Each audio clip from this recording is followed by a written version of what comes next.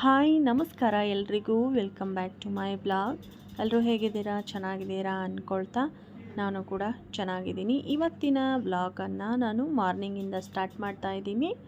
ಹೆಣ್ಮಕ್ಳಿಗೆ ರಾತ್ರಿ ಇವೆರಡು ಕೆಲಸ ಆದರೆ ನಿದ್ದೆ ತುಂಬಾ ಚೆನ್ನಾಗಿ ಬರುತ್ತೆ. ಇವೆರಡು ಕೆಲಸ ಪರ್ಫೆಕ್ಟಾಗಿ ರಾತ್ರಿ ಮುಗಿಸ್ಕೊಂಡ್ಬಿಟ್ರೆ ಬೆಳಗ್ಗೆ ಎದ್ದು ಯಾವ ಟೆನ್ಷನ್ ಇರಲ್ಲ, ಚೆನ್ನಾಗಿ ನಿದ್ದೆ ಆಗುತ್ತೆ. ಅದು ಏನೇನು ಅಂದರೆ ಈ ಥರ ಅಡುಗೆ ಮನೆ ಕ್ಲೀನಾಗಿರಬೇಕು, ಪಾತ್ರೆ ಎಲ್ಲ ತೊಳೆದಿರಬೇಕು, ಸಿಂಕ್ ಎಲ್ಲ ಖಾಲಿಯಾಗಿ ಕ್ಲೀನಾಗಿ ತೊಳೆದಿರಬೇಕು, ಮತ್ತು ಗ್ಯಾಸ್ ಸ್ಟವನ್ನು ಒರೆಸಿ ನೀಟಾಗಿ ಇಟ್ಕೊಂಡಿರಬೇಕು, ಪಾತ್ರೆಗಳೆಲ್ಲ ನೀಟಾಗಿ ಜೋಡಿಸ್ಕೊಂಡಿರಬೇಕು. ಅಂದಾಗ ಮಾತ್ರ ರಾತ್ರಿ ಹೆಣ್ಮಕ್ಳಿಗೆ ನೆಮ್ಮದಿಯಾಗಿ ನಿದ್ದೆ ಬರುತ್ತೆ.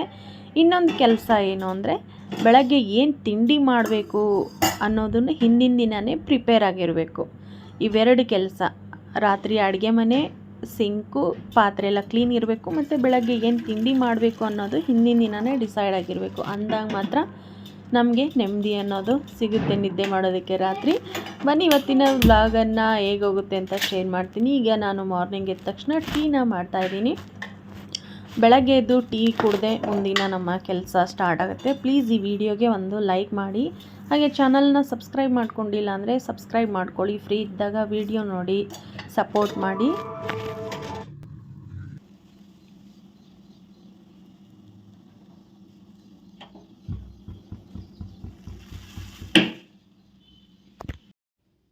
ಈಗ ಟೀ ಎಲ್ಲ ಕುಡ್ದಾದ್ಮೇಲೆ ನಾನು ಇವತ್ತಿನ ಬೆಳಗಿನ ತಿಂಡಿಗೆ ಅವಲಕ್ಕಿ ಮಾಡೋಣ ಅಂತ ಹೇಳಿ ಅವಲಕ್ಕಿನ ನೆನೆಸ್ತಾ ಇದ್ದೀನಿ. ಇದು ಸ್ವಲ್ಪ ದಪ್ಪ ಇರುತ್ತೆ ಈ ಕಡೆದ ಅವಲಕ್ಕಿ. ಅದನ್ನು ನಾವು ತಿಂಡಿ ಮಾಡೋಕ್ಕೂ ಒಂದು 15-20 ನಿಮಿಷ ಮುಂಚೆನೇ ನೀರಲ್ಲಿ ನೆನೆಸ್ಕೋಬೇಕು. ಅಂದಾಗ ಮಾತ್ರ ಅದು ಚೆನ್ನಾಗಿ ಬರುತ್ತೆ. ಹಾಗಾಗಿ ನಾನು ಈಗ ಅವಲಕ್ಕಿನ ಒಂದು ಪಾತ್ರೆಯಲ್ಲಿ ನೆನೆಯೋಕೆ ಹಾಕಿದ್ದೀನಿ. ಇವತ್ತಿನ ನಮ್ಮ ಬ್ರೇಕ್ಫಾಸ್ಟ್ ಬಂದು ಅವಲಕ್ಕಿನ ನೆನೆಯೋಕ್ಕಿಟ್ಟು ಬಂದುಬಿಟ್ಟು ನಾನು ಇವಾಗ ಹೊಸಲು ಪೂಜೆನ ಮಾಡ್ತಾಯಿದ್ದೀನಿ. ಅಂದರೆ ಕಸ ಗುಡಿಸಿ ನೆಲ ಎಲ್ಲ ಒರೆಸಿ ಹೊಸಲು ಪೂಜೆ ಎಲ್ಲ ಮಾಡಿ ರಂಗೋಲಿ, ಅರ್ಶಿನ ಕುಂಕುಮ ರೆಗ್ಯುಲರ್ ಮಾಮೂಲಿ ಡೈಲಿ ಮಾರ್ನಿಂಗ್ ಮಾಡೋ ರುಟೀನೇ ಇದು. ಹೊಸಲು ಪೂಜೆನ ಮಾಡ್ತಾಯಿದ್ದೀನಿ. ನಾನು ಈ ಥರ ಪೂಜೆ ಎಲ್ಲ ಮಾಡಿ ರಂಗೋಲಿ ಎಲ್ಲ ಹಾಕಿ ಕೊಟ್ಟರೆ ನಮ್ಮ ಮನೆಯವರು ಒಳಗಡೆ ದೇವ್ರ ಪೂಜೆನ ಮಾಡ್ತಾರೆ. ಅವ್ರು ದೇವ್ರ ಪೂಜೆ ಮಾಡೋ ಅಷ್ಟರಲ್ಲಿ ನಾನು ತಿಂಡಿನ ರೆಡಿ ಮಾಡಬೇಕು. ಯಾಕಂದರೆ ಅವರು 9 ಗಂಟೆ ಅಷ್ಟೊತ್ತಿಗೆ ಕೆಲ್ಸಕ್ಕೆ ಹೋಗಿಬಿಡ್ತಾರೆ. ಹಾಗಾಗಿ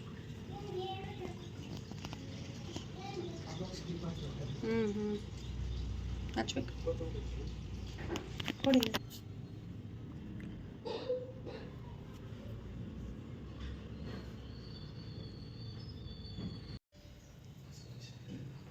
ಟಿವಿ ಫ್ರಿಡ್ಜು ಎಲ್ಲ ಹಿಂಗಾಗಿ ಸುಟ್ಟೋಕವು.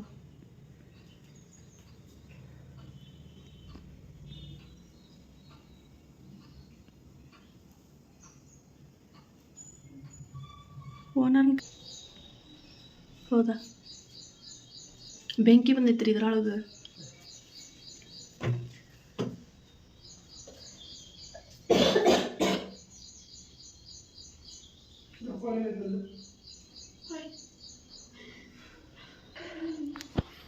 ಪಾಪ್ ಚಿನ್ನ ಹೆದರ್ಕೊಂಡ ನಿಂತೈತೆ, ಕಿವಿ ಮುಚ್ಕೊಂಡ.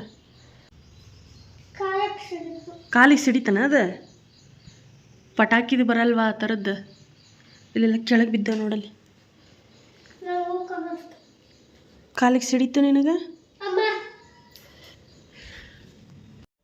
ಫ್ರೆಂಡ್ಸ್ ನೋಡಿದ್ರಲ್ವ, ಫ್ಯಾನು ಮತ್ತು ಅಲ್ಲಿ ಮೇನ್ ಸ್ವಿಚ್ ಹತ್ರ ಎಲ್ಲ ಸುಟ್ಟೋಗ್ಬಿಟ್ಟಿದೆ. ಏನಕ್ಕಂದರೆ ಇದು ನೋಡ್ತಿರ್ಬೋದು, ಇಲ್ಲಿ ಫ್ಯಾನು ನಮ್ಮ ವಸಿಷ್ಠ ಕೆಳಗಡೆ ಕೂತ್ಕೊಂಡು ಟಿ ವಿ ನೋಡ್ತಿದ್ದಾನೆ. ಅದು ಫ್ಲವರ್ ಪಾಟಲ್ಲಿ ಬೆಂಕಿಯೆಲ್ಲ ಉದುರುತ್ತಲ್ಲ, ಆ ಥರ ಅವನ ಮೇಲೆ ಬೀಳ್ತೈತೆ. ಪಾಪ ಒಂಥರ ದೊಡ್ಡ ಬಾಂಬ್ ಸಿಡ್ದಂಗೆ ಸೌಂಡ್ ಬಂದ್ಬಿಡ್ತು. ಎಲ್ಲ ವೈರಿಂಗು ಸ್ವಿಚ್ಗಳೆಲ್ಲ ಸುಟ್ಟೋಗಿದ್ದಾವೆ. ನಾವು ಅದನ್ನ ಕರ್ಕೊಂಬಂದು ರಿಪೇರಿ ಮಾಡಿಸ್ತಾ ಇದ್ದೀವಿ. ಇದು ಲೂಸ್ ಕನೆಕ್ಷನ್ ಆಗಿತ್ತು. ಒಂದು ಜೋರು ಮಳೆ ಗಾಳಿ ಬಿಟ್ಟಾಗ ಅದು ಕಂಬದಲ್ಲೇನೋ ಲೂಸ್ ಕನೆಕ್ಷನ್ ಆಗಿ ಆಮೇಲೆ ಈ ಥರ ಆಗಿದೆ. ಈಗ ನಾವು ಬಾಡಿಗೆ ಮನೇಲಿ ಇರೋದ್ರಿಂದ ಇದ್ರ ಖರ್ಚು ಏನೇ ಬಂದರೂ ನಾವೇ ಮಾಡಿಸ್ಬೇಕು, ನಾವೇ ಕರ್ಕೊಂಬಂದು. ಅದು ಒಂದು ಬಾಡಿಗೆ ಮನೇಲಿ ಇರೋರಿಗೆ ಪ್ರಾಬ್ಲಮ್ ಆಗುತ್ತೆ. ಏನೇ ಖರ್ಚು ಬಂದರೂ ಸ್ವಿಚ್ಚು, ಬಟನ್ನು, ವೈರಿಂಗು ಪ್ರತಿಯೊಂದು ನಾವೇ ಮಾಡಿಸ್ಕೋಬೇಕು ಅಂತ ಇರುತ್ತಂತೆ. ಹಂಗಾಗಿ ಈಗ ನಮ್ಮ ಮನೆಯವರು ಕರೆಂಟ್ ರಿಪೇರಿ ಮಾಡೋರನ್ನ ಕರ್ಕೊಂಬಂದು ರಿಪೇರಿ ಮಾಡಿಸ್ತಿದ್ದಾರೆ. ಬೆಳಗ್ಗೆನೇ ಅದು ಆ ಥರ ಆಗಿಬಿಟ್ಟಿತ್ತು. ಅದನ್ನೆಲ್ಲ ರಿಪೇರಿ ಎಲ್ಲ ಮಾಡಿ ಮುಗಿಸಿದ ಮೇಲೆ ನಮ್ಮ ಮನೆಯವ್ರು ಪೂಜೆ ಮಾಡ್ತಿದ್ರು. ಅರ್ಧಕ್ಕೆ ಬಿಟ್ಟು ಮತ್ತೀಗ ಮನೇಲಿ ಕರೆಂಟ್ ಇಲ್ಲ ಅಂದರೆ ಎಲ್ಲ ಬಂದೆ, ಅಡುಗೆ ಬಂದು ಮೊಬೈಲ್ ಸ್ವಿಚ್ ಆಫು ಎಲ್ಲನೂ ಬಂದಾಗತ್ತೆ. ಇವತ್ತು ನಾನು ನಮ್ಮ ಮನೆಯವರು ಮಾರ್ಕೆಟ್ಗೆ ಹೋಗಿದ್ವಿ ನೋಡ್ರಿ. ಮಾವಿನ ಹಣ್ಣು ತರೋಣ ಅಂತಲೇ ಹೋಗಿದ್ವಿ. ಬಾದಾಮಿ ಮಾವಿನ ಹಣ್ಣು. ಏನಪ್ಪ 100 ರೂಪಾಯಿಗೆ kg ಆಗಿದೆ. ಪರವಾಗಿಲ್ಲ, ರೇಟ್ ಕಡಿಮೆ ಆಗಿದೆ. ಮೊನ್ನೆ 200 ರೂಪಾಯಿ kg ಇತ್ತು, ಇವತ್ತು 100 ರೂಪಾಯಿಗೆ kg ಆಗಿದೆ. ಏನಮ್ಮ, ಚೆನ್ನಾಗಿದೆ, ಸ್ಮೆಲ್ ಕೂಡ ಘಮ ಘಮ ಅನ್ನತ್ತೆ.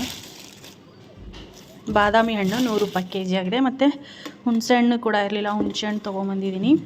ಇದು 1/4 kg ಇದೆ. ಆ ತಾತನ ಹತ್ರ ಇಷ್ಟೇ ಇದೆ, 1/4 kg ಮೇಲೆ ಸ್ವಲ್ಪ ಇದೆ, ತೊಗೋರಿ ಅಂತ ಹೇಳಿ ಕೊಟ್ಟರು. 30 ರೂಪಾಯಿ, 150 ರೂಪಾಯಿ kg ಆಗಿದೆ ಹುಣಸೆ ಹಣ್ಣು. ಒಂದು ಪಪ್ಪಾಯ ತಂದಿದ್ದೀನಿ. ಏನಂದರೆ ಬಾಳೆಹಣ್ಣು ತಿನ್ನಿರಿ, ನೋಡಿ ಹೆಂಗೆ ಆಗ್ತಾವೆ. ಈಗ ಬೇಡ, ಮತ್ತು ಯಾವಾಗ ತಿಂತೀರಿ? ಈ ಪಪ್ಪಾಯ ಕಟ್ ಮಾಡ್ತೀನಿ ಇವಾಗ. ಯಪ್ಪನೂ ಇಲ್ಲ ಯವ್ವನೂ ಇಲ್ಲ, ಅದೆಲ್ಲ ಮೆತ್ತಗೈತೆ, ಪೂರ್ತಿ ಹಣ್ಣಾಗೈತೆ. ಹಣ್ಣು ಸುಮ್ಮನೆ ಕೆಡಿಸಿ ಹಾಳು ಮಾಡಿ ಚೆಲ್ಲಬೇಡ್ರಿ ಅಷ್ಟೇ.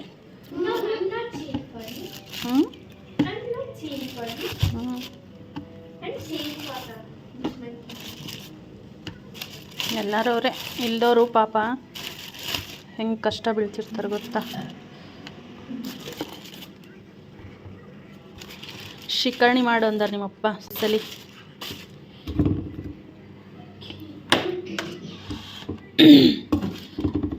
ಇದನ್ನು ಬಿಸಿಲಿಗೆ ಇಟ್ಟು ಬಾಯಿಡಿ, ಅಲ್ಲಿ ಇದ್ರ ಮೇಲೆ ಪಾಟ್ ಹತ್ರ ಹುಲ್ಲು ಬೆಳೆದಿತ್ತಲ್ಲ ಅದ್ರ ಮೇಲೆ ಇಟ್ಟು.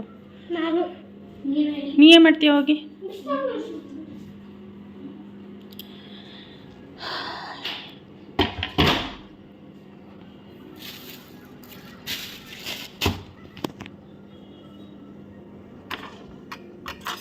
ಇದು ಆರ್ಗ್ಯಾನಿಕ್ ಪಪ್ಪಾಯ ಫ್ರೆಂಡ್ಸ್. ಇದು ಹಾಲಿನ ಡೈರಿ ಇದೆಯಲ್ಲ, ಅವ್ರದ್ದೇ ತೋಟದಲ್ಲಿ ಬೆಳೆದಿರ್ತಾರೆ, ಅವರು ತಂದು ಮಾರ್ತಿರ್ತಾರೆ. ಸಖತ್ತು ಸಕ್ಕರೆ ಥರ ಇರುತ್ತೆ, ಇದು ಟೇಸ್ಟ್ ಆಗಿರುತ್ತೆ.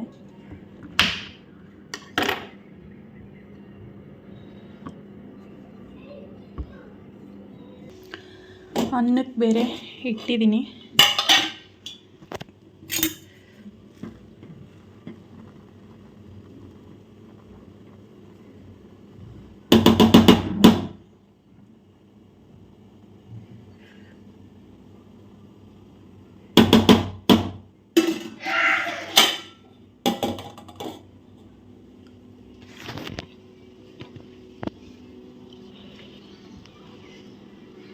ಕಟ್ ಮಾಡ್ತೀನಿ ಅದನ್ನು.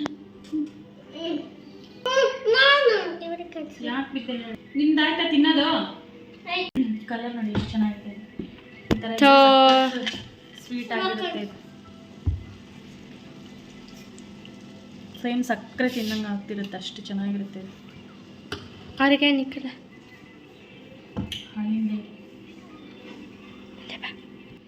ನಾನು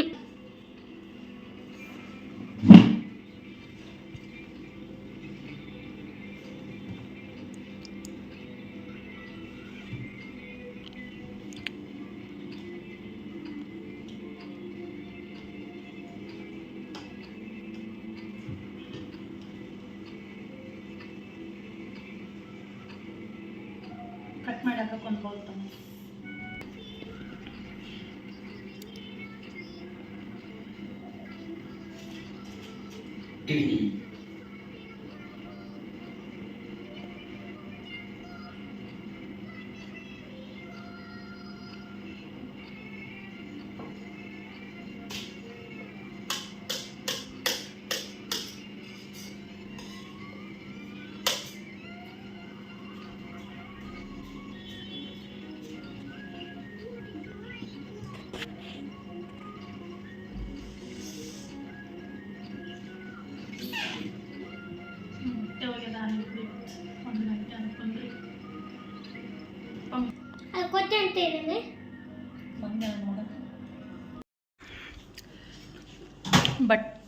ಫ್ರೆಂಡ್ಸ್, ಬಟ್ಟೆ ಎಲ್ಲ ಒಗೆಯೋದು ಜಾಸ್ತಿ ಇತ್ತು. ಬೆಡ್ಶೀಟು 2 ದಿನದ ಬಟ್ಟೆ ಇತ್ತು ಒಗೆಯೋದು. ಒಗೆದು ಹಾಕಿದೆ, ಈಗ ಒಗೆದು ಹಾಕಿ ರೆಡಿಯಾಗಿದ್ದೀನಿ. ಸಿಕ್ಕಾಪಟ್ಟೆ ಅಂದರೆ ಸಿಕ್ಕಾಪಟ್ಟೆ ಬಿಸಿಲಿದೆ. ನಮ್ಮ ವಸಿಷ್ಠ ಬೇರೆ ಬೀಚ್ ಅಂತಂದು ಹಠ ಮಾಡ್ತಿದ್ದ. ಬೀಚ್ಗೆ ಎಲ್ಲಿ ಕರ್ಕೊಂಡು ಹೋಗೋಕ್ಕಾಗುತ್ತೆ ಹೇಳಿ ಫ್ರೆಂಡ್ಸ್. ಹಾಗಾಗಿ ಸ್ವಿಮ್ಮಿಂಗ್ ಪೂಲಿಗೆ ಕರ್ಕೊಂಡು ಹೊರಟಿದ್ದೀವಿ.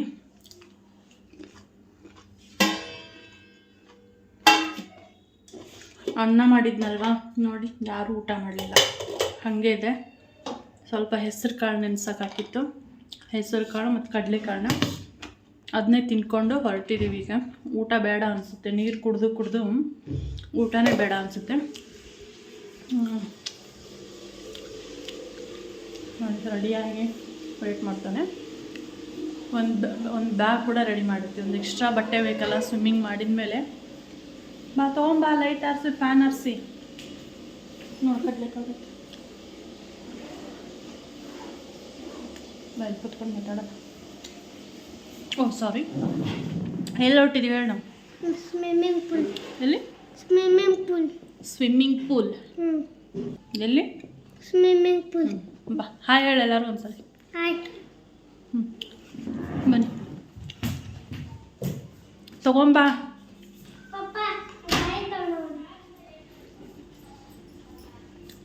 ಏನಂತ?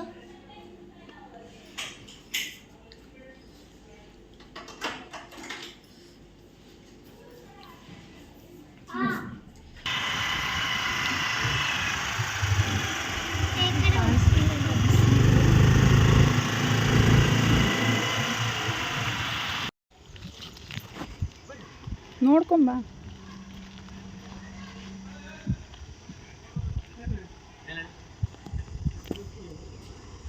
ಪರ್ಚರ್ ಈ ಮನೆ ಚೆನ್ನಾಗಿದಲ್ಲ. ಸಣ್ಣ ಮಕ್ಕಳದಿಲ್ಲ ಅಂದ್ರಲ್ವ ಅವರು.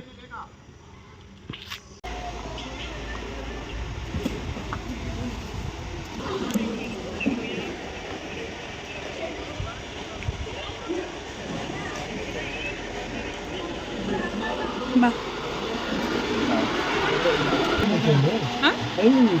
ಎಷ್ಟಂತೆ?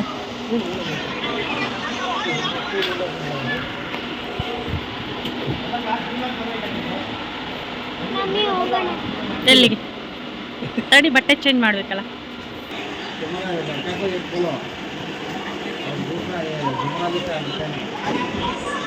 ವಸಿಷ್ಠ ಶೂ ಬರಲ್ಲಂತನ? ಹೋಗ್ಬಿಟ್ಟ.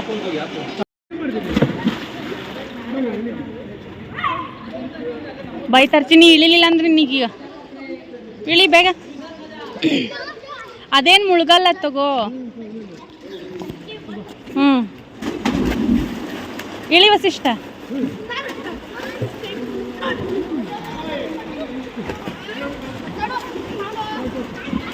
ಇಳಿಯ.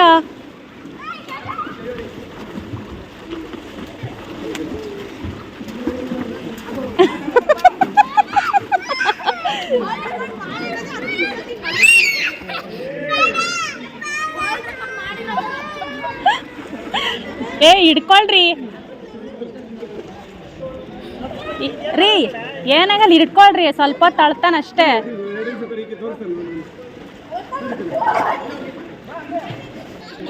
ಈ ಕಡೆ ಬರ.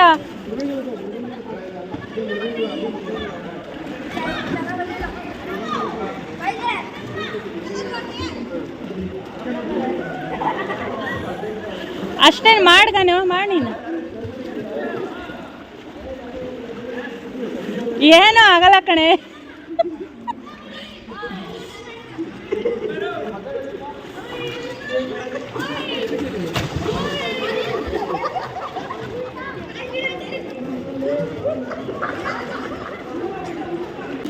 ಕಾಲು ಕಾಲು ಬಡಿಬೇಕು ಕಣೆ ಕೈ ಜೊತೆಗೆ.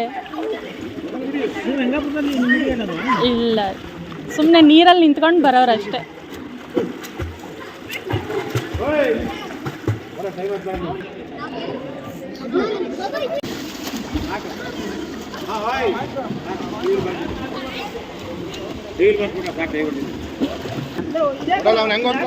ಮೇಲೆ ಕತ್ವತ್ತಾನೆ.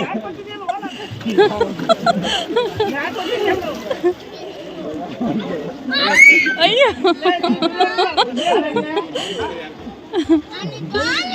ಕಾಲ್ ನಿಲುಕ್ತಿಲ್ಲ ಅವನು.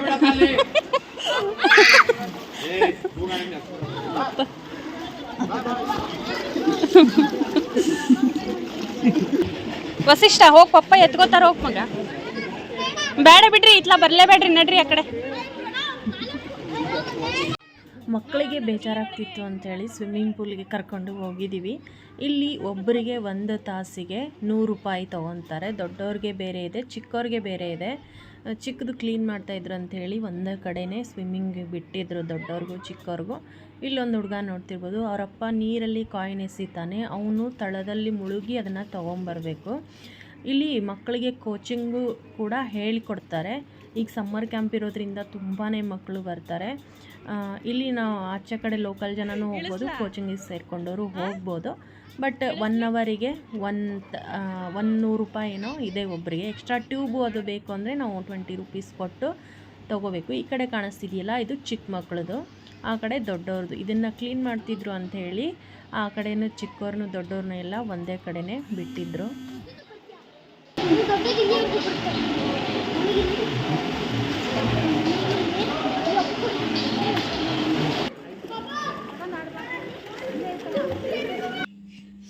ಸ್ವಿಮ್ಮಿಂಗ್ ಪೂಲಿಂದ ಬಂದು ಈಗ ನಾನು ಪುಳಿಯೋಗರೆ ಕಲಿಸ್ತಾ ಇದ್ದೀನಿ ನೋಡಿ. ಊಟ ಮಾಡಲಿಲ್ಲ, ಹಾಗೆ ಹೋಗಿದ್ವಿ, ಟೈಮ್ ಆಗುತ್ತೆ ಅಂತ ಹೇಳಿ. ಬಿಸಿಲೊಂದು ಜಾಸ್ತಿ ಇತ್ತಲ್ಲ, ಹಾಗಾಗಿ ಈಗ ಬಂದು ಪುಳಿಯೋಗರೆ ಕಲಿಸ್ತಾ ಇದ್ದೀನಿ. ನಮ್ಮ ವಸಿಷ್ಠ ಬೇರೆ ಮಲ್ಕೊಂಡ್ಬಿಟ್ಟಿರಲ್ಲ, ಹಾಗೆ ಊಟನೇ ಮಾಡಲಿಲ್ಲ. ನಾನು ನಮ್ಮ ಮನೆಯವರು 3 ಜನನು ಊಟ ಮಾಡ್ತೀವಿ. ಅವ್ನು ಇದ್ಮೇಲೆ ಮಾಡ್ಬೋದು ಮೋಸ್ಟ್ಲಿ, ಮಲಗಿನ ನಿದ್ದೆ ಜಾಸ್ತಿ ಅಂತ ಹೇಳಿ. ಅವನಲ್ಲಿ ಸ್ವಿಮ್ಮಿಂಗೇ ಮಾಡಲಿಲ್ಲ, ಸುಮ್ಮನೆ ಕರ್ಕೊಂಡು ಹೋಗಿದ್ದು, ವಾಪಸ್ ಮತ್ತೆ ಕರ್ಕೊಂಡ್ಬಂದ್ವಿ.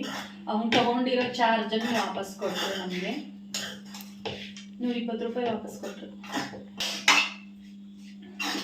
ಪುಳಿಯೋಗರೆ ರೆಡಿ ಆಯಿತು ನೋಡಿ. ಬೇರೆ ಕಲರ್ ಕಾಣ್ತಾ, ಫೋನಲ್ಲಿ ಡಲ್ ಕಾಣಿಸ್ತಿತ್ತು ಕಲರ್. ಆಚೆ ಕಡೆನೇ ಬೇರೆ ಇರುತ್ತೆ, ಫೋನಲ್ಲಿ ಬೇರೆ ಇರುತ್ತೆ.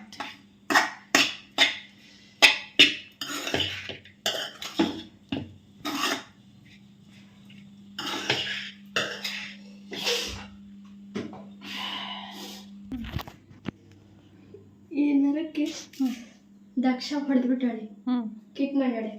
ಪುಳಿಯೋಗರೆ ಹಾಕ್ಕೊಂಬಂದು ಫಸ್ಟ್ ಊಟ ಮಾಡಿ ಆಮೇಲೆ ಮುಂದಿನ ಕೆಲಸ.